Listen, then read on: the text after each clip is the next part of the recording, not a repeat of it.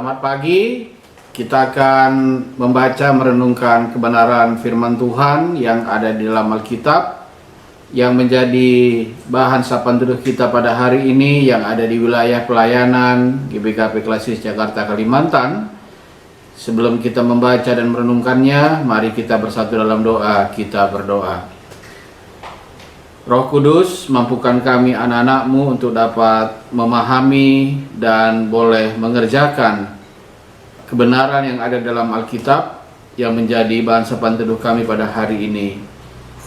Biarlah kami tidak hanya menjadi pendengar, tetapi kami boleh menjadi pelaku firman dalam hidup kami, dan mampukan hamba-Mu yang penuh dengan keterbatasan yang akan menyampaikan isi hati Tuhan, kebenaran firman Tuhan pada saat ini, agar dia boleh dapat berkata-kata sesuai yang dengan Tuhan inginkan. Di dalam nama Yesus kami berdoa. Amin. 2 Korintus pasal 4 ayat 6. Inilah yang menjadi bahan Alkitab kita pada hari ini dalam sapaan teduh kita. Berbunyi demikian. Sebab Allah yang telah berfirman, dari dalam gelap akan terbit terang.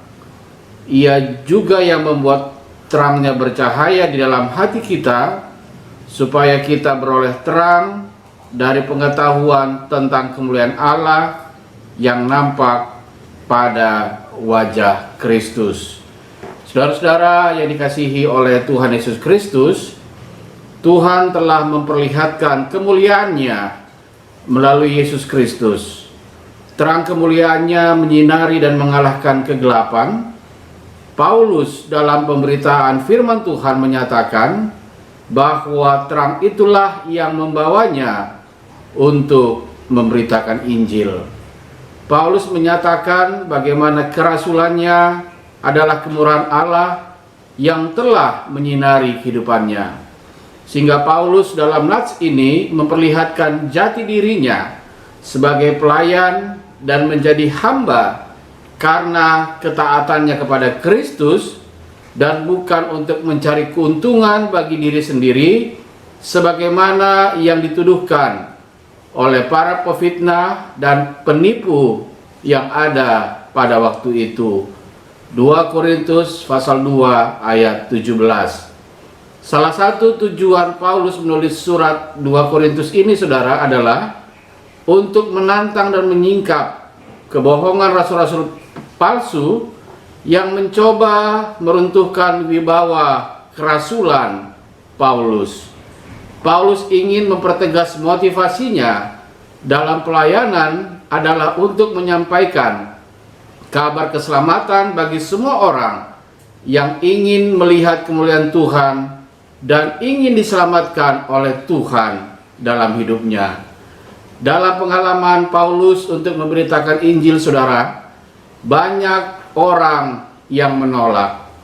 Maka Paulus memberi tanggapan terhadap pemberitaan Injil yang telah disampaikannya. Jika Injil yang kami beritakan masih tertutup juga, maka ia tertutup untuk mereka yang akan binasa. Penolakan firman Tuhan adalah fakta kegelapan yang menyelimuti hati manusia, bahwa ilah-ilah zaman telah membutakan pikiran mereka untuk melihat kemuliaan Allah. Selubung yang menutupi mata rohani dan pikiran tidak hanya kepada orang yang tidak hanya kepada orang-orang tidak percaya, tetapi dapat juga menyelubungi orang-orang yang telah menyatakan dirinya Kristen. Ilah zaman menunjuk kepada iblis yang memegang kuasa atas banyak ruang lingkup hidup manusia. Kerajaannya bersifat sementara, bersyarat, yang akhirnya akan mengalami kebinasaan bersama dengan pengikutnya. Paulus juga menegaskan, saudara, bahwa yang dia beritakan adalah Injil, yaitu kabar sukacita, berita keselamatan di dalam Yesus Kristus. Yesus Kristus yang memberi jaminan tempat yang penuh kemuliaan dalam kerajaannya bagi setiap orang yang mau percaya kepadanya. Jadi Paulus sama sekali tidak punya maksud untuk mengkhotbahkan mengenai dirinya sendiri. Bahkan pelayanan yang dia lakukan untuk semua orang merupakan bagian dari kehendak Yesus yang dilakukannya dengan penuh ketulusan tanpa ada unsur paksaan. Saudara-saudara yang dikasihi oleh Tuhan Yesus Kristus, Paulus ingin mengajarkan apa yang pernah dikatakan Yesus, barang siapa telah melihat aku, ia telah melihat Bapa. Paulus tidak mengatakan lihatlah dan ikutlah aku, namun dia mengatakan lihatlah dan ikutlah Tuhan Yesus. Di dalam Yesuslah terang kemuliaan Allah terpancar. Yesus mengatakan, saudara, bahwa pengikutnya adalah terang.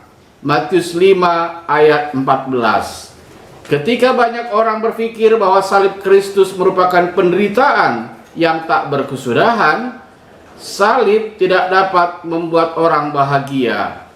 Paulus memberi penjelasan bahwa orang Kristen harus mengimani bahwa salib Kristus merupakan keselamatan dan mampu memberikan kehidupan yang kekal di dalam hidupnya. Dalam gelap terbitlah terang.